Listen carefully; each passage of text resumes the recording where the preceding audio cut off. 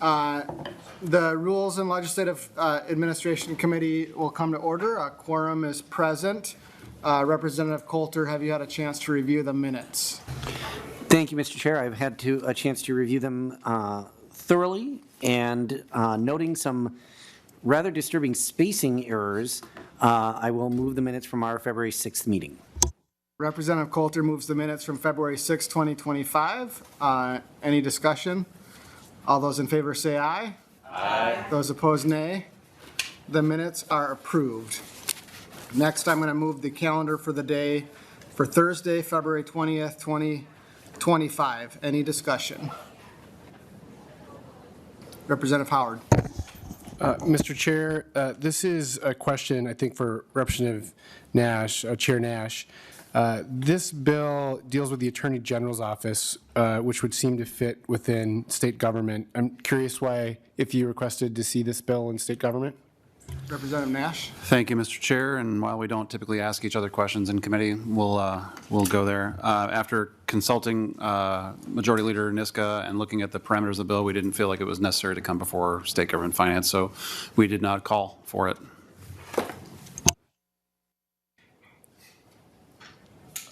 Lead Long.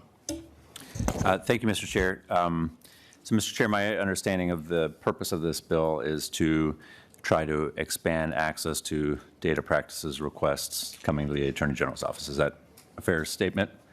So the bill clarifies the language in the Data Practices Act, the definition of data, private data on individuals. So it changes some classification of data within the Data Practices Act as it relates to the Attorney General's office, yes.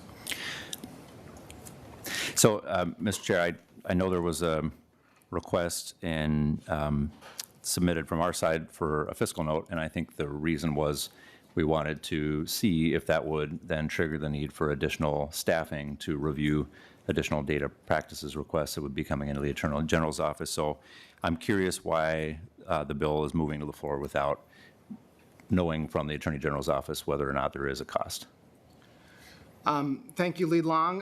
The reason the bill is going to the floor is because it doesn't change any number of requests that would be made. It just changes the way that requests that are made would be handled within the Attorney General's office.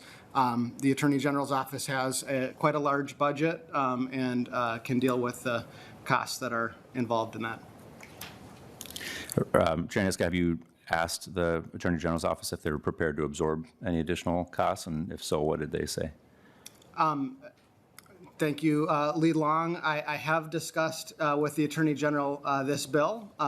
They did express their belief generally about data practices requests being something that they would like resources to deal with, and that's something that we will discuss as things go along. This particular bill, though, does not change the number of data practice requests that the Attorney General's office would get. Well, Mr. Chair, I would think that would be the exact question that a fiscal note would review, is whether or not the Attorney General's office believes there would be an increase in workload from them, and the answer may be no. They may say that they could absorb it or that they don't have any impact, but it does feel to me like we're rushing the process. We didn't go to state government. We didn't have the fiscal note. And I will note in committee that it was pointed out that the bill won't have 68 votes coming to the floor in its current form. And there were two specific offers made from our lead, Representative Liebling, and from Representative Feist to work with you on the issue to try to find a bipartisan solution. So I'm curious why we're putting it on the floor on Thursday when we know it won't have the votes, and when there was a good faith offer to work together to try to come up with a solution here that would be bipartisan. Well, thank you, Lead Long. I appreciate that question. I would point out that the approach taken by this bill is the approach advocated by former DFL Speaker Paul Thiessen, Justice Paul Thiessen, in his dissent in Energy Policy Advocates versus Ellison. He didn't need a fiscal note to decide what he thought the Data Practices Act was supposed to mean.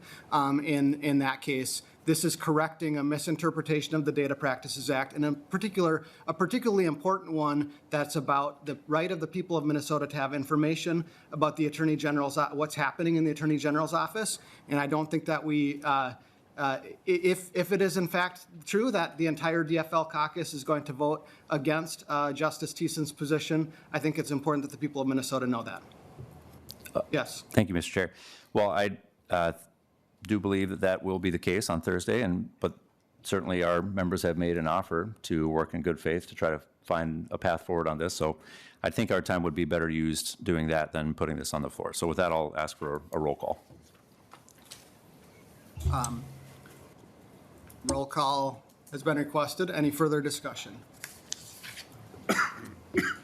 The assistant will take the roll. Chair votes aye. Vice Chair Engen. Minority Lead Long. No. Representative Cutler.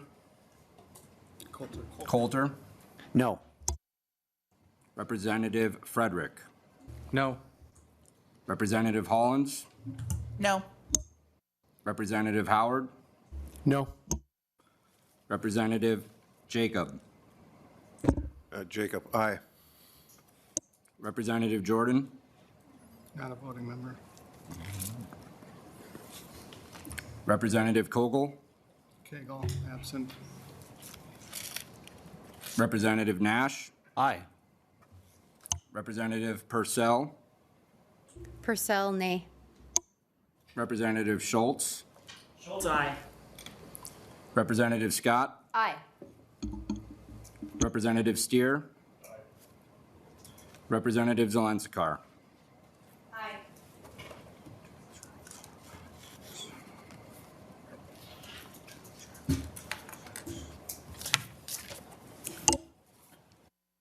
There being 7 ayes and 6 nays, the calendar for the day is passed. The motion prevails.